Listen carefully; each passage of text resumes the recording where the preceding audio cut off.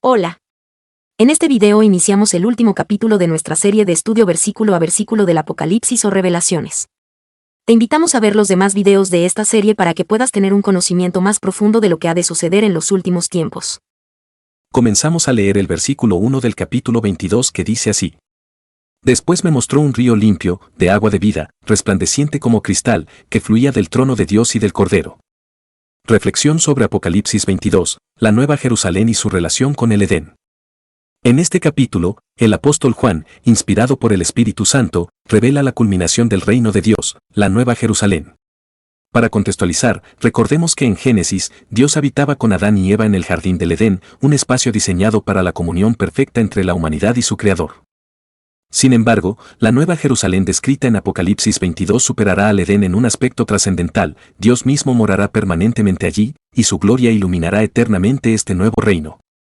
El capítulo inicia con la visión de un río cristalino que fluye del trono de Dios y del Cordero. A diferencia de los ríos terrenales, este simboliza vida eterna y plenitud, pues su fuente es el propio Dios, quien gobierna con perfección absoluta. Este detalle enfatiza que toda bendición en la Nueva Jerusalén emana directamente de la presencia divina. La condición para habitar el reino. Para ser parte de este nuevo mundo, la Escritura señala la necesidad de recibir a Jesucristo como Salvador. Esto implica reconocer su sacrificio expiatorio, su muerte y resurrección, y someterse a su señorío. Quienes lo aceptan de corazón no solo anhelan obedecer a Dios, sino que son transformados por el Espíritu Santo, capacitándolos para vivir según su voluntad. Efesios 2, 8-10.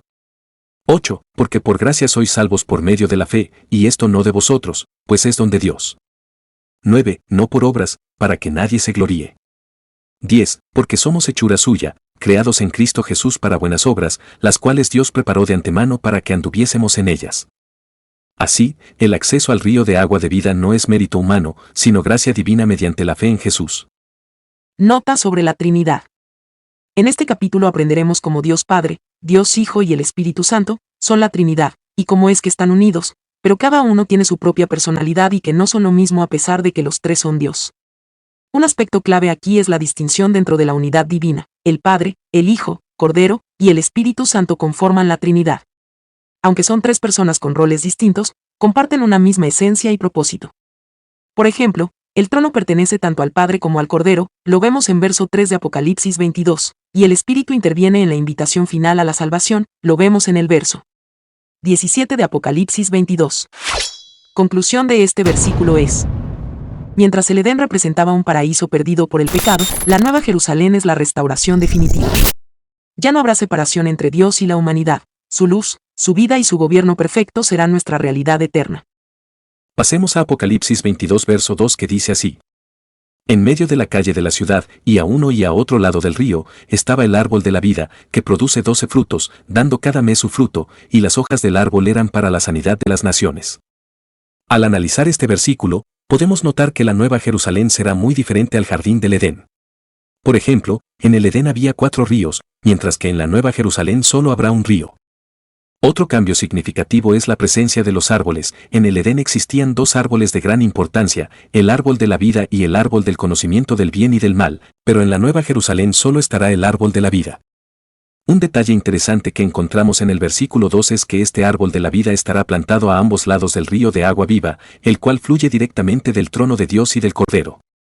Este árbol será regado constantemente por las aguas del río y, además, producirá 12 frutos distintos, dando fruto cada mes a lo largo del año, de manera continua.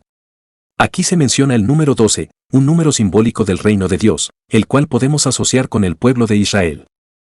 En el nuevo reino, Israel estará compuesto tanto por judíos como por gentiles de todas las naciones, formando así el pueblo de Dios. De esto aprendemos que Israel sigue siendo el pueblo elegido por Dios y que, aún en la actualidad, continúa teniendo un papel fundamental en su plan. Recordemos que Dios hizo promesas a Abraham y a Jacob respecto a su pueblo, promesas de vida eterna y de la instauración de su reino a través de ellos. Por lo tanto, podemos concluir que Israel sigue siendo importante en el propósito divino. Otro aspecto relevante del versículo 2 es la mención de las hojas del árbol de la vida, las cuales serán para la sanidad de las naciones. Esto genera preguntas, ya que se supone que en este nuevo reino todos seremos transformados y santos. Entonces, ¿por qué sería necesario un elemento de sanidad, refiriéndonos a las hojas que se mencionan en versículo 2? Existen diversas teorías e hipótesis sobre el propósito de estas hojas. A continuación, te compartiré la que me parece más interesante, pero es importante que cada persona busque su propia respuesta, estudiando y orando para que Dios la guíe en su entendimiento, porque este tema es confuso, no hay claridad exacta en la Biblia.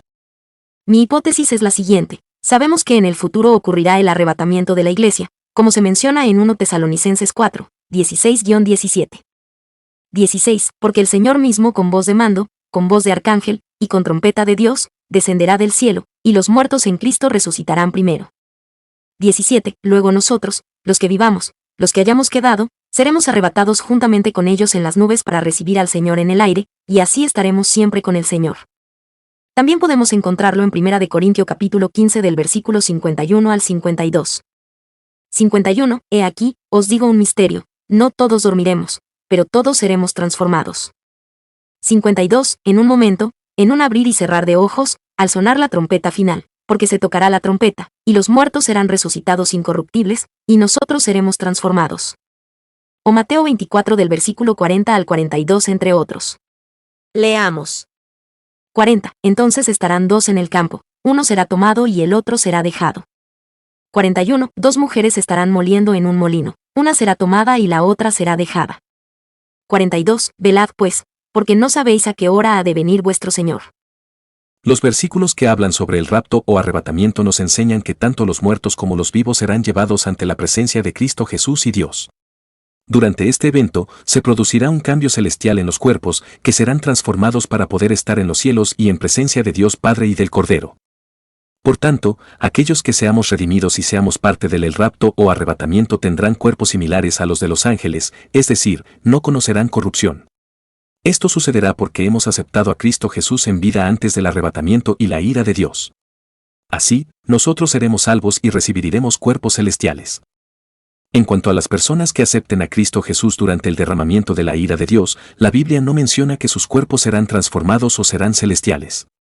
Por lo tanto, se puede entender que sus cuerpos seguirán siendo humanos, pero sin el pecado original. Además, todas las personas que nazcan durante el reino milenial, que nacerán de aquellos que queden y hayan aceptado el Evangelio durante la ira de Dios, también no tendrán cuerpos celestiales. Esto es una hipótesis basada en lo que he leído. Así es que podemos concluir que durante el reino milenial habrá dos grandes grupos con respecto a la humanidad. El primer grupo tendrá cuerpos celestiales porque serán arrebatados y transformados, como si fueran ángeles. El otro grupo grande será aquellos que queden y acepten a Cristo Jesús durante el derramamiento de la ira de Dios. Estos se reproducirán durante el reino milenial y nacerán nuevas personas que no tendrán cuerpos celestiales, ya que no serán parte del rapto. Este segundo grupo requerirá de sanación, y es por eso que se lee en el versículo 2 de Apocalipsis 22, que el árbol dará hojas que serán parte de la sanidad de las naciones. Podemos aprender que, estando en vida, es necesario aceptar al Mesías como Redentor y Salvador para que seamos de los redimidos que tendrán un cuerpo glorioso. Como resultado de aceptar a Jesús y el Evangelio, daremos buenos frutos para estar cerca y servir a Dios y al Mesías, es decir, para poder ser columnas en su nuevo reino. Pasemos a leer Apocalipsis 22 versículo 3. Y no habrá más maldición. El trono de Dios y del Cordero estará en ella, y sus siervos le servirán. Podemos entender que en el futuro, no habrá más maldición porque el pecado desaparecerá. Con esto, tampoco habrá muerte, ni dolor, ni nadie que intervenga en la voluntad de Dios.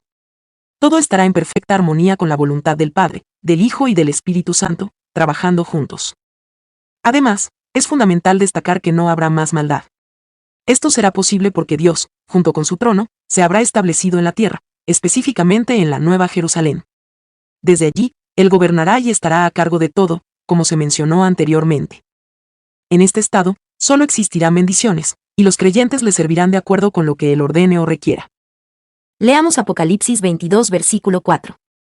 Y verán su rostro, y su nombre estará en sus frentes.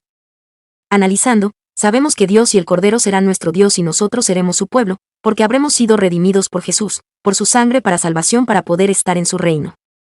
La promesa bíblica revela una relación de profunda intimidad entre Dios y aquellos redimidos por la sangre de Jesús. Esta relación se caracteriza por la posibilidad de ver el rostro de Dios, una experiencia que en la tradición bíblica se asocia con la máxima cercanía y bendición. Como se menciona en Mateo 18:10, los ángeles que protegen a los niños tienen este privilegio, lo que subraya su excepcional naturaleza. Leamos. Mateo 18, 10. Mira que no tengáis en poco a alguno de estos pequeños, porque os digo que sus ángeles en los cielos ven siempre la faz de mi Padre que está en los cielos. Observamos como la relación íntima que tienen estos ángeles con Dios. Así será nuestra relación cuando estemos en la Nueva Jerusalén con Dios Padre, con Dios Hijo y el Espíritu Santo. El nombre de Dios escrito en las frentes de los redimidos simboliza su pertenencia a Él y su cuidado eterno. Esta marca divina representa la propiedad de Dios sobre su pueblo, asegurando su protección constante. Llevar el nombre de Dios en la frente también implica una transformación interna, un alineamiento del pensamiento y el comportamiento con el carácter divino. Esto capacita a los redimidos para servir a Dios sin pecado, reflejando su santidad. La relación que se establece es la de Dios como el Dios del pueblo redimido, y el pueblo como propiedad de Dios, una relación de cuidado y amor eterno. En resumen, la redención por medio de Jesús establece una relación eterna de intimidad, pertenencia y transformación entre Dios y su pueblo. Leamos y analicemos Apocalipsis 22 verso 5.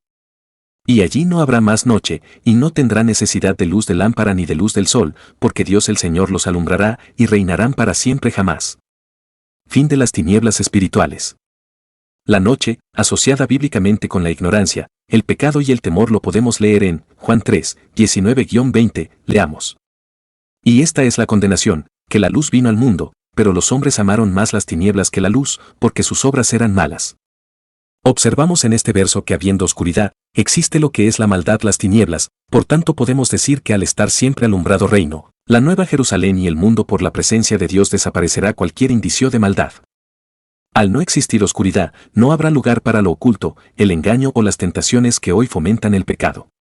La luz de Dios lo revelará y purificará todo, lo podemos también ver en el siguiente versículo, 1 Juan 1:5. Leamos. Y este es el mensaje que hemos oído de Él y que os anunciamos: Dios es luz, y en Él no hay ningunas tinieblas. Por tanto, si hay oscuridad, también puede haber sombras y tinieblas. Las sombras suelen evocar incertidumbre o peligro. En el nuevo reino, al ser iluminados plenamente por la gloria de Dios, Apocalipsis 22:5, no existirá ansiedad, dudas ni fuerzas espirituales que nos acechen, pues toda amenaza será erradicada. En este verso podemos ver y leer su promesa, Apocalipsis 21:4, leamos. 4. Y enjugará Dios toda lágrima de los ojos de ellos, y ya no habrá más muerte, ni habrá más llanto, ni clamor ni dolor, porque las primeras cosas han dejado de ser. Ratificamos que Dios en el nuevo reino, al iluminar todo con su gloria, no habrá más llanto, ni oscuridad, y como resultado Dios estará a cargo y nosotros le serviremos. Él nos protegerá por siempre. La luz divina no solo es física, sino revelación total de su carácter y verdad. Los redimidos conocerán a Dios cara a cara, como lo menciona en Apocalipsis 22 verso 4, sin intermediarios ni limitaciones humanas. Esto eliminará toda distorsión en nuestro entendimiento, alineando nuestros pensamientos con los suyos. Al caminar en su luz, viviremos en perfecta armonía con su santidad. La oscuridad interior, pecado, rebeldía, será inexistente, pues la presencia directa de Dios nos transformará para reflejar su pureza. Esto fue dicho también en 1 Juan 3:2. Leamos. 2. Muy amados, ahora somos hijos de Dios, y aún no se ha manifestado lo que hemos de ser, pero sabemos que cuando Él aparezca, seremos semejantes a Él, porque le veremos tal como Él es. Por tanto, como fue dicho en Apocalipsis 22 verso 5, no habrá más noche, no habrá necesidad de una luz externa, y esto es porque Dios el Señor alumbrará y reinará para siempre jamás. Pasemos a Apocalipsis 22 verso 6. Y me dijo: estas palabras son fieles y verdaderas. Y Dios, el Señor de los santos profetas, ha enviado sus ángeles para mostrar a sus siervos las cosas que deben suceder pronto. En este verso se nos enseña que todo lo profetizado será cumplido. Esto destaca la importancia de estudiar a los profetas, ya que a través de ellos, Dios ha revelado diversas verdades y cambios que ocurrirán, incluyendo el reino milenial y la llegada de la Nueva Jerusalén. Entre estas revelaciones, los profetas indican que el pueblo de Israel finalmente se someterá, se arrepentirá y lamentará no haber reconocido que el Mesías ya había venido. Es fundamental estar vigilantes en todo momento para no caer en las manos del enemigo. Al leer el verso que menciona, ha enviado sus ángeles para mostrar a sus siervos las cosas que deben suceder pronto, entendemos que Dios está advirtiéndonos sobre los acontecimientos futuros. Al estudiar a los profetas, podemos discernir las señales, evitar confusiones, y ser guías para otros, ayudándolos a no caer en perdición. En la parte final del verso 6 de Apocalipsis 22, se encuentra la palabra pronto. Esto nos llama a estar atentos, ya que si no distinguimos las señales correctamente, no habrá tiempo para reaccionar. Los eventos finales serán rápidos y decisivos. Dios ya ha revelado todo lo que necesitamos saber para evitar caer en el error y alcanzar la salvación, agradándole con buenos frutos. Tal como Jesús dijo en Mateo 24, específicamente del verso 3 al 27, debemos mantenernos alerta, para que nadie nos engañe ni nos arrastre hacia la perdición. Pasamos a analizar y leer Apocalipsis 22, verso 7. 7. Y he aquí, vengo pronto. Bienaventurado el que guarda las palabras de la profecía de este libro. La repetición y advertencia de la profecía y la insistencia en el uso de la palabra pronto, que significa pronta venida del Señor, subrayan la importancia de comprender las escrituras proféticas. Dios desea que estemos despiertos y atentos a los eventos que se avecinan, para que no nos encontremos desprevenidos en los últimos tiempos. El estudio diligente de las profecías bíblicas nos equipa con el conocimiento necesario para discernir los signos de los tiempos. Esta comprensión no solo nos informa, sino que también nos prepara espiritualmente. Aquellos que se dedican al estudio de la palabra de Dios y se preparan para su venida serán bendecidos. Esta preparación es un acto de obediencia y fe, que resulta en una relación más profunda con Dios. La recompensa final para los preparados es la entrada al nuevo reino, donde disfrutaremos de una comunión íntima y personal con Dios Padre, el Cordero y el Espíritu Santo. La meta final de esta preparación es el poder tener una relación íntima con Dios, con Jesús y con el Espíritu Santo. En resumen, la profecía bíblica no es simplemente información, sino una llamada a la acción. Dios nos invita a estar preparados, a través del estudio y la fe, para recibir las bendiciones del reino venidero y la comunión eterna con Él. Antes de despedirnos, quiero recordarte algo clave: tu fe es personal. Por eso, te animo a abrir tu Biblia, a estudiar cada pasaje que compartimos y pedirle al Espíritu Santo que te guíe a toda verdad. No importa cuánto confíes en tu pastor, líder espiritual, en el Padre de la Iglesia, tú eres responsable de confirmar palabra que recibes. Si te gustó este estudio bíblico, dale like, suscríbete y comparte. Para hacer llegar este conocimiento a más personas y conozcan de Dios, de su palabra y los beneficios que conlleva. Nos vemos.